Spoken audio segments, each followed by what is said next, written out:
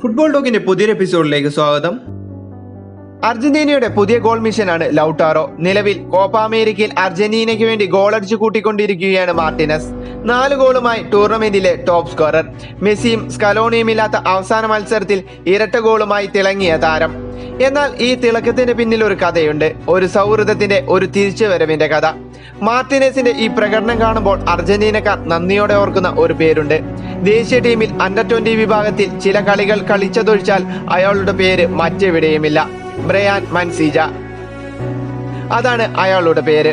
മാർട്ടിനസിന്റെ കളിജീവിതത്തിന്റെ ഒരു സമയത്ത് ഫുട്ബോൾ ഉപേക്ഷിക്കാൻ നിന്ന മാർട്ടിനസിനെ തിരികെ എത്തിച്ചത് ബ്രയാൻ ആയിരുന്നു. 2014 മാർട്ടിനസ് റേസിംഗ് ക്ലബിൽ ചേർന്നത്. സെന്റർ ഫോർവേഡായ മാർട്ടിനസ് എത്തുന്നതിന് മുൻപേ ആ പൊസിഷനിൽ വിജയിച്ച ഒരാളായിരുന്നു ബ്രയാൻ.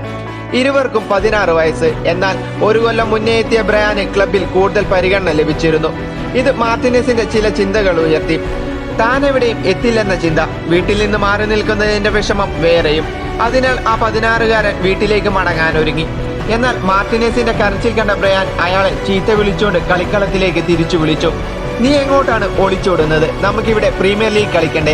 ഒരു നാൾ നാം ഇരുവരും ദേശീയ ടീമിൽ ഒരുമിച്ച് കളിക്കും. ആ ഒറ്റ കാരണത്താൽ മാർട്ടിനസ് ടീമിൽ തുടർന്നു. ഇന്ന് ലൗട്ടാറോ ഇന്റർ മിലാനിൽ തന്റെ കരിയർ പടുത്തുയർത്തുമ്പോൾ അന്നത്തെ റേസിംഗ് ക്ലബിലെ സൂപ്പർ ഹീറോ പല രാജ്യങ്ങളിൽ പല ക്ലബ്ബുകൾക്കായി കളിച്ചുകൊണ്ടിരിക്കുകയാണ്. നിലവിൽ റഷ്യൻ ക്ലബ് ഓറൻബർഗിനായാണ് ബ്രയാൻ പന്തു തട്ടുന്നത്. ഈ സൗഹൃദത്തിന്റെ കഥ മാർട്ടിനസ് പലതവണ തന്നെ പറഞ്ഞിട്ടുണ്ട്.